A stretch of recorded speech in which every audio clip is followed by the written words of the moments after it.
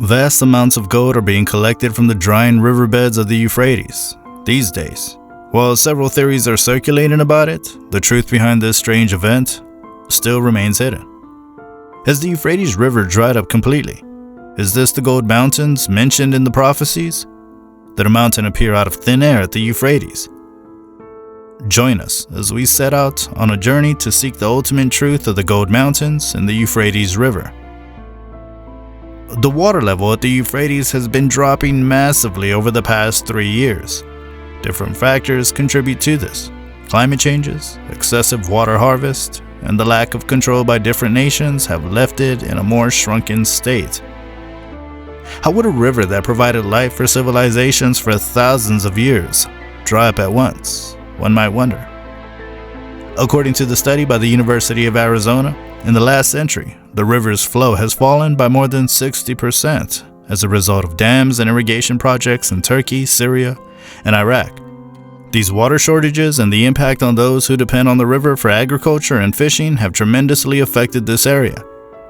Still, the Euphrates has not dried up completely, but it is shrunken to a relatively smaller size.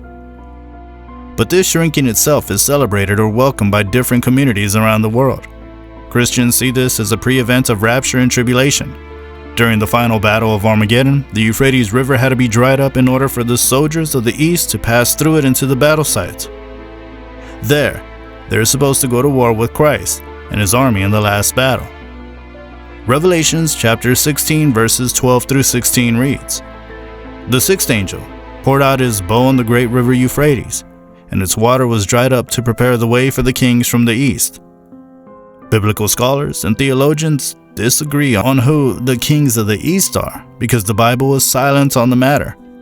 The kings of the East are often seen as a reference to the ascent of China and other Asian countries as significant political and economic forces.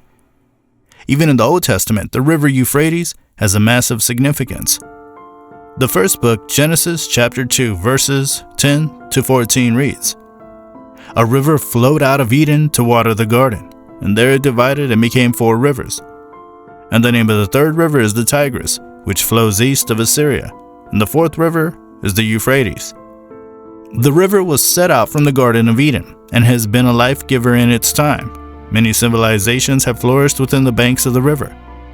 That stretches from the first Babylonians through Sumerians to modern civilizations. The drying up of the Euphrates has also been celebrated by the Islam community, and it is also relevant in their prophecies. But apart from drying up, something more is found in Islamic prophecies. According to several hadiths attributed to the Prophet Muhammad in Islam, the Euphrates will dry up and disclose undiscovered wealth that will spark conflict and war, and ultimately the end of the world.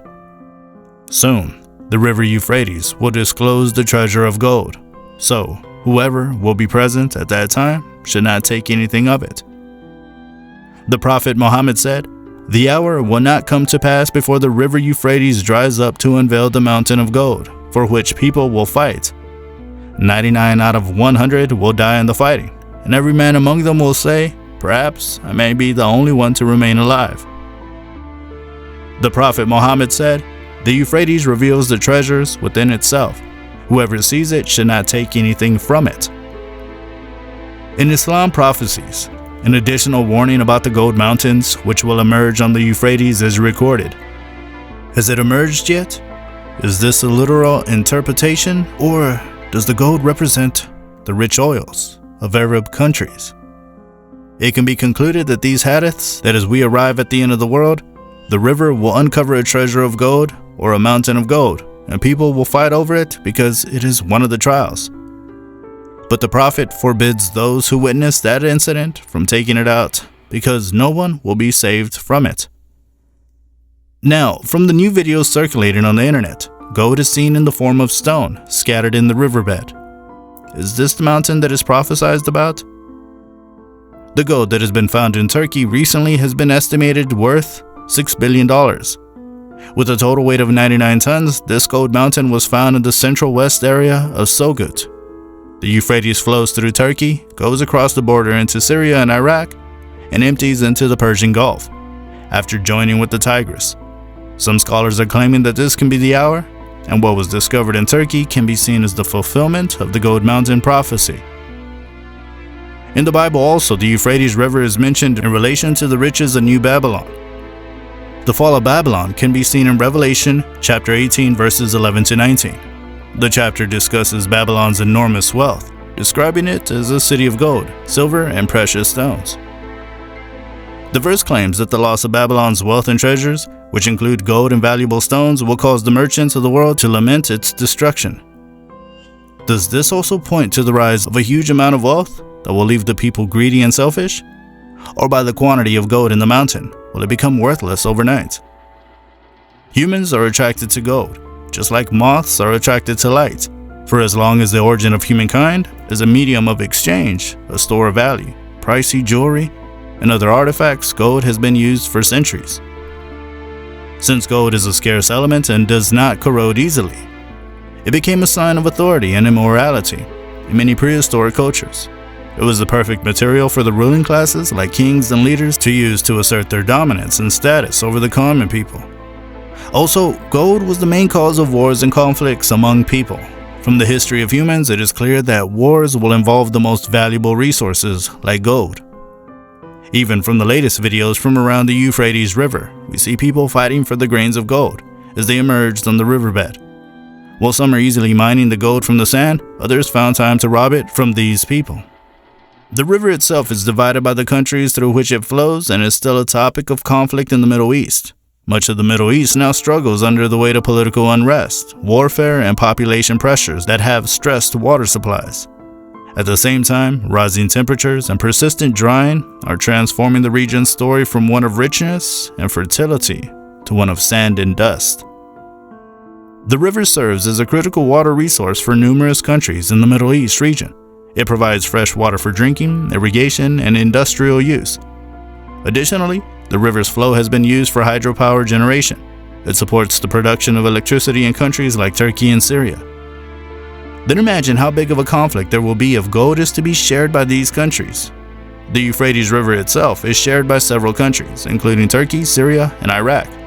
The reduced flow of water in the river is already a trigger for conflicts over water allocation and usage. So with these gold mountains, ownership claims by nations can lead to diplomatic tensions in their relationship, which is already bad. The river drying up was a major problem for the people living on the banks of the Euphrates, whose livelihood depends on its resources. These water shortages and the impact on those who depend on the river for agriculture and fishing have tremendously affected this area. So the emerging gold mountains will definitely be a relief to these people. But as news of funding war and terrorism with the newfound gold is coming out from the country, the store is also marked closed for the ordinary people.